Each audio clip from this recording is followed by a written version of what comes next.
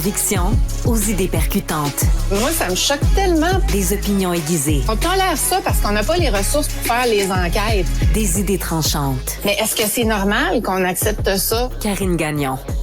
Karine Gagnon, chroniqueuse politique au Journal de Montréal, au Journal de Québec et aussi directrice adjointe de l'information, Journal de Québec. Salut! Salut Marie! Karine, veux-tu bien me dire comment ça se fait qu'à Québec, ça a l'air aussi compliqué faire des projets structurants, collectifs de transport? Là, c'est le tramway. On a parlé du troisième lien, mais là, c'est le tramway là, où il y a du sable dans l'engrenage. Ah, écoute, c'est l'histoire sans fin. Moi, ça me décourage. J'ai l'impression que notre région, en fait, tourne en rond. Puis, tu sais, les dossiers de transport sont intrinsèquement liés au développement de la région, de la ville de Québec. C'est quand même la capitale nationale du Québec. Puis, sérieusement, il y a rien qui se passe, il y a rien qui se règle. Au contraire, tu sais, les dossiers, les projets sont soit abandonnés, sont soit traînent en longueur avec tout ce que ça implique comme frais supplémentaires. D'autant plus dans le contexte actuel où on vit de l'inflation, où il y a une pénurie de main-d'œuvre.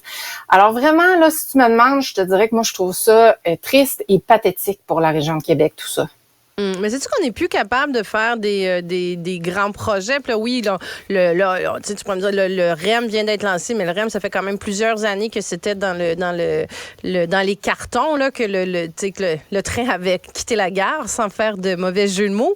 Mais, tu sais, on dirait qu'à chaque fois qu'il y a un projet, un gros projet, là, regarde la ligne bleue aussi, là, comment c'était une espèce de tu sais, c'est du délirium, là, les échanges qui sont faits autour de ça. Puis là, il y a toujours des objections. Puis là, dans le cas du tramway, là, c'est comme ça va coûter combien? Est-ce que ça va être trop cher? Tu sais, c'est comme à un moment donné, on veut-tu avancer vers le transport collectif ou pas? Puis, tu sais, tu le mentionnes, Québec, ça reste que c'est une des grandes villes du Canada qui a pas vraiment de transport collectif sérieux. C'est la seule. C'est la seule de 500 000 habitants et plus au Canada qui n'a toujours pas de réseau structurant de transport en commun. On le sait, j'arrête pas de le dire, on est super mal desservi au niveau du transport en commun, que ce soit sur la rive nord, sur la rive sud. Et si on veut attirer des gens ici, si on veut attirer des immigrants, je pense que le développement de toute région doit passer par là. Et c'est impossible de le faire si on n'a pas un réseau structurant, si on n'a pas des alternatives à la voiture qui, il faut le dire, coûtent très cher. Et ben c'est sûr que les gens de Québec sont pas plus fous que les autres. Si on leur offre des services de transport en commun qui ont de l'allure, qui sont confortables, qui leur permettent de gagner du temps, ils vont les utiliser. Pas tous, mais en partie. Et puis là, ça permet de dégager les routes. Mais non, on dirait que le gouvernement a tout fait pour retarder le projet de tramway et il faut le dire, là, c'est pour ça qu'on en est là. Ils l'ont modifié. Le caucus de Québec de la CAQ était vraiment pas en faveur. Si tu retournes voir la conférence de presse, ça vaut le coup, là. Retournez voir la conférence de presse lorsque le premier ministre, le bureau du premier ministre, a imposé aux députés de la CAQ d'appuyer le projet de tramway avant les élections de 2018. Regardez-leur la face. Puis vous allez voir que c'était loin d'être de gaieté de cœur. Alors, tu sais, il n'y a pas grand monde là-dedans qui l'appuie. Il y a le ministre de la région, mais c'est pas lui qui a le plus d'influence actuellement au sein du gouvernement. Ça doit venir de la tête. Et la majorité des gens dans cette équipe-là n'appuient pas le projet. Donc là, ben évidemment, le maire de Québec actuel, il vit la même misère qu'il y a eu avec le précédent maire. Et là, ben il y a des délais supplémentaires qui s'ajoutent. Avec le contexte dont je parlais, les coûts risquent d'exploser. C'est à ça qu'on s'attend, comme pour tous les projets d'infrastructure au Québec. Mais là, tu as des élus de la CAQ dans la région qui sont frustrés parce qu'ils se sont fait éliminer le projet de tramway, de troisième lien, autoroutier sur lequel tous misaient. Hein. Il y avait juste misé là-dessus. En fait, c'est pas compliqué là dans la région. Puis là, moi, j'ai hâte de voir comment ils vont agir dans ce dossier de tramway-là avec des délais puis des coûts supplémentaires. Ça m'inquiète énormément. Ben, tu sais, écoute, tu parles de la réaction du caucus caquisme même. Tu sais, il faut pas perdre de vue que ce tramway-là, il est encadré par une loi. Tu sais, moi, j'étais encore à l'Assemblée à l'époque, là, en 2019, quand ça avait été voté. C'était très particulier, le contexte dans lequel c'était voté aussi. Mais tu sais, Tous les partis étaient en faveur.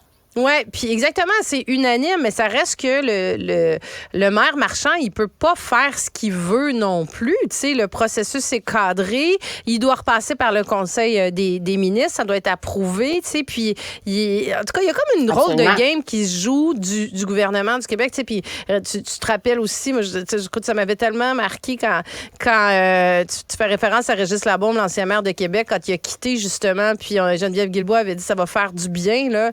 C'est clair qu'elle parlait entre autres de ce dossier-là du tramway parce que lui était très, très en faveur. Puis on voyait bien que la CAQ, c'était pas vers ça qu'il voulait se diriger, puis c'était plus vers un troisième lien. Puis c'est mal parti. Je sais pas à quel point... Ça a continué sous Marchand. Ça a continué sous Marchand. Si tu te rappelles, ça n'a pas été long. Là. Quand elle a dit ça va faire du bien, la foire a pogné, ça n'a pas été très long. Là. Si tu me passes l'expression avec Bruno Marchand, le nouveau maire, je sais pas si tu te souviens, elle faisait à croire aux gens là, qu'il y allait y avoir de la congestion jusque sur la Rive-Sud parce qu'on voulait faire un projet de rue partagée à Sainte-Foy. Là. C'était complètement ridicule. Il s'est dit à peu près n'importe quelle niaiserie.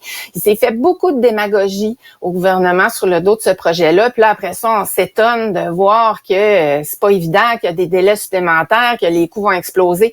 Tu sais, tu disais, Régis Labaume, quand il est parti, il a signé une lettre que moi, j'appelle son testament politique, puis il prédisait exactement ça, là. Tu sais, dans la suite des choses, Bombardier a été avalé par Alstom aussi. Donc là, est-ce qu'on a un seul soumissionnaire pour tout le volet infrastructure qui est le volet majeur du projet?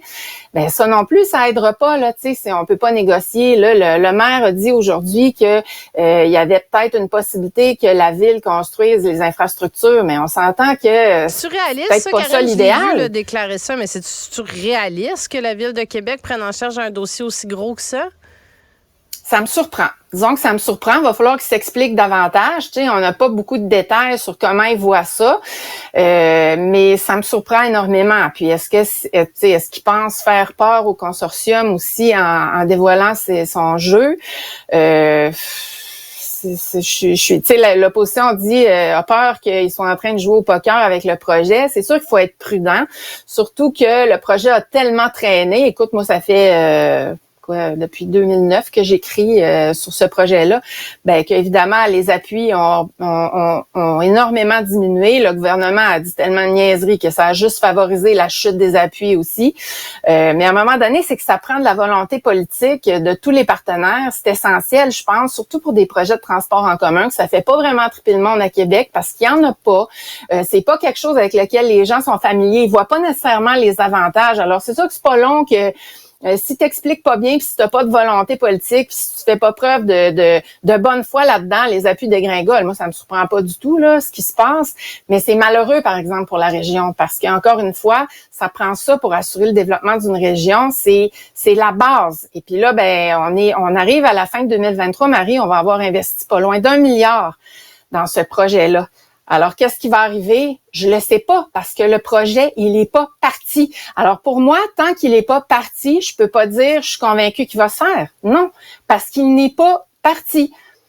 Donc là, qu'on annonce des délais supplémentaires, qu'on sache pas trop où on s'en va avec les coûts, que je fais pas confiance au gouvernement parce que je l'ai vu agir relativement à ce dossier-là dans le passé, ça me dit rien de bon, là. C'est triste. Puis Karine, rapidement en terminant, parce que je vois le temps qui se file, je voulais revenir sur un de tes articles que tu as écrit sur le gouvernement Legault ne devrait pas prendre les électeurs pour acquis.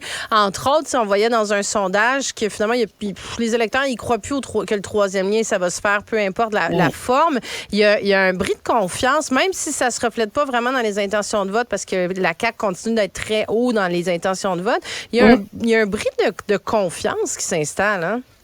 Il y a un bris de confiance, puis une fois qu'il y a une brèche, ben la confiance, ça peut continuer de dégringoler. Alors, tu sais, ils ont des drapeaux rouges de lever, c'est ça que j'écrivais ce matin, puis je pense qu'ils devraient en prendre note, mais ils sont tellement dans l'arrogance que je suis pas certaine qu'ils voient ça, tu sais. Des fois, j'ai l'impression qu'ils se pensent un petit peu au-dessus de tout ça. Puis pour ce qui est du troisième lien puis leur nouvelle mouture, moi, je crois pas du tout. Je vois pas que pour eux, c'est une priorité. Puis je comprends les gens de pas y croire non plus, puisque c'est pas ça qu'on leur a vendu, c'est pas avec ça qu'on les a fait rêver depuis des années. Alors, vois-tu, c'est ça que ça donne. Karine Gagnon, chroniqueuse politique au Journal de Montréal, au Journal de Québec et aussi directrice adjointe de l'information Journal de Québec. Merci beaucoup. Merci, Marie. Et c'est ce qui conclut notre épisode d'aujourd'hui. Merci beaucoup d'avoir été à l'écoute et je vous dis à très bientôt.